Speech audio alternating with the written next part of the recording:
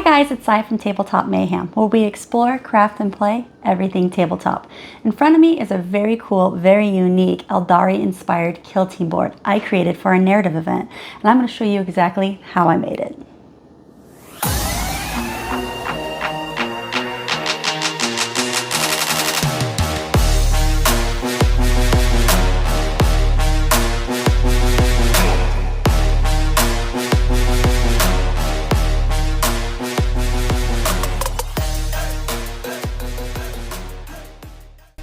As you can tell, I've already started this project before filming, and that's for two reasons.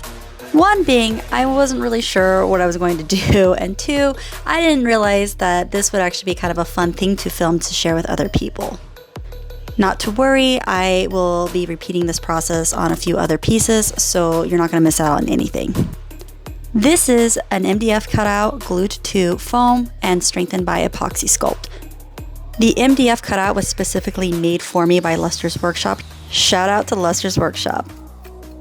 Now this rock texture I made in the foam is extremely easy to do. You just use the back of an X-Acto knife and you create horizontal and vertical lines into foam glued together. Be careful, oh my gosh, I got this in my eye so many times.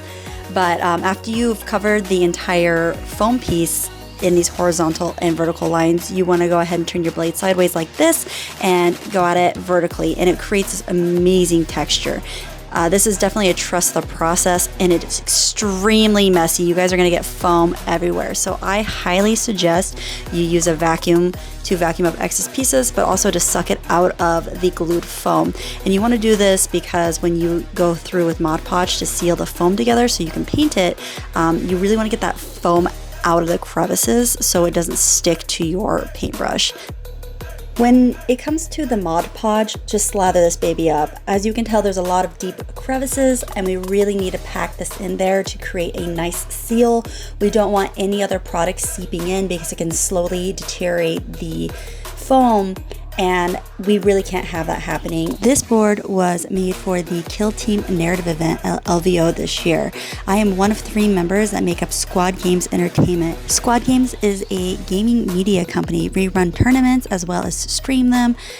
We have been working with Frontline Gaming for over 2 years now. This was our second LVO, and we have our own private tournament circuit on the West Coast, but we do work a lot with Frontline Gaming for a lot of their West Coast tournaments as well. Moving on to Epoxy Sculpt. Epoxy Sculpt comes in 2 parts that you just mix together. You want to use equal parts and just mix. I also suggest using gloves for this specific kind because it leaves black residue everywhere.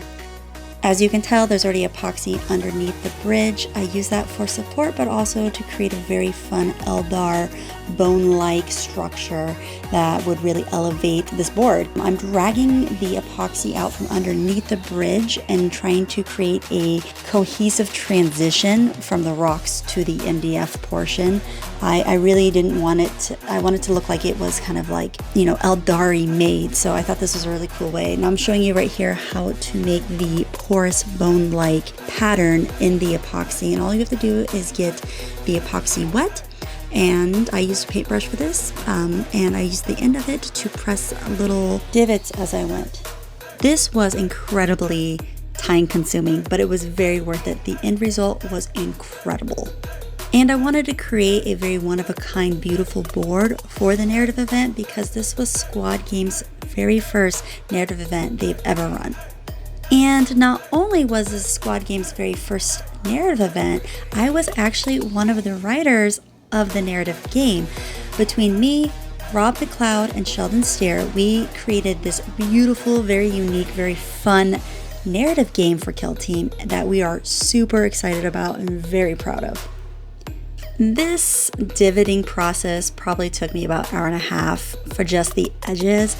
The underside took me about 3.5 hours, and it's definitely worth it though, and it's kind of fun to do after a while. You can just listen to a book on tape and just have at it. While the epoxy was drying, I went ahead and I added the rest of the MDF to create a completed structure. Once the glue dried, I sprayed every bit of this with satin khaki spray paint to give it an earthy undertone before moving forward with other colors. I used Mechanicus Standard Gray for all of the rocky bits on this board. You can use any gray color, but I really like this one and I had it on hand.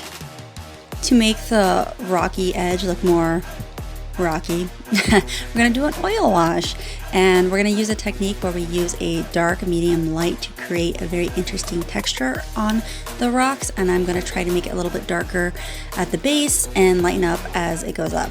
I am using the Army Painter Quick Shade Washes. I'm using 3 different shades. You just blend them out with water, easy peasy. They're actually extremely easy to use and they're very effective.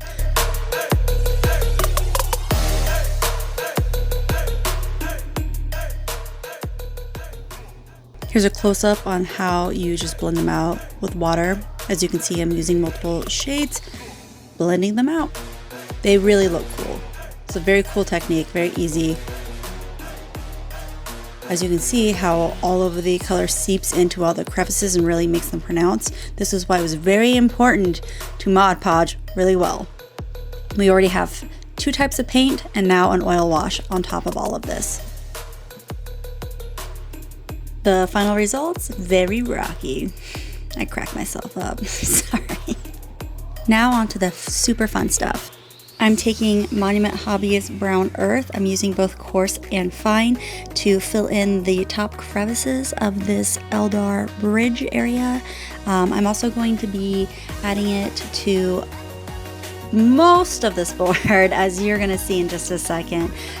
We really are trying to go for a very overgrown ruin. So you're gonna see how this is really effective and how it's going to play into allowing there to be a lot of overgrowth on this piece of terrain. Now, when I said I was gonna be adding this to almost everywhere, I wasn't kidding. I actually got my husband to come help me add it everywhere. We were in a bit of a rush before LVO. I had basically 2 days left to get this board done, and I knew exactly what I wanted to do, but you can see right here how deliciously muddy this area is. And really, I'm just trying to provide a foundation for overgrowth. You're going to see it come together. It's going to be beautiful. This really is a trust the process. Now, I wanted to age up the board to add to the overgrown look, so I'm using Dirty Down. This is my very first time ever using Dirty Down. It is a very cool product. It is very effective. It does exactly what the name says it does. The only downside to it is that it smells extremely bad. I'm so sorry. Very cool product. Just, woo, it's a smelly one though. You can see here how effective the product is though. Moving on to my favorite part, which was transforming this dirty rock into this beautiful, lost, overgrown, temple-like bridge structure that hasn't been seen in thousands of years. I really enjoyed how this turned out. It was super easy, kind of chaotic, and just like the Monument Hobby's coarse dirt, we're gonna put this everywhere.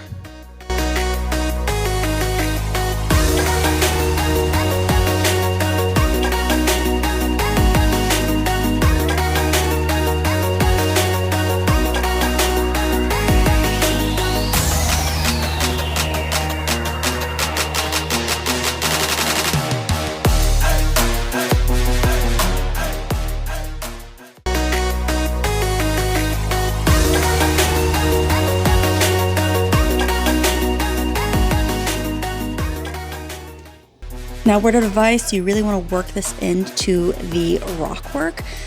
Press Mod Podge into all the little nooks and cranny, because this is where you would really find moss naturally growing, and it does look super natural and very neat when it's done.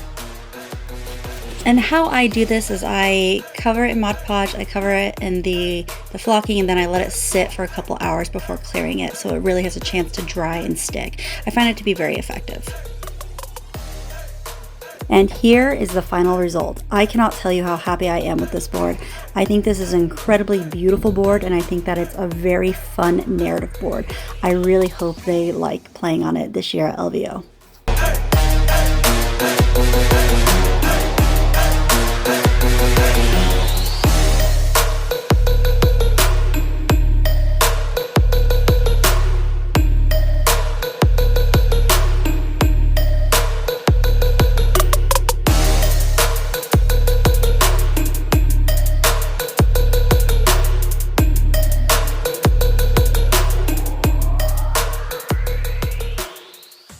I really hope you guys enjoyed the video. If you did, please like, comment, or subscribe. I'd really appreciate it.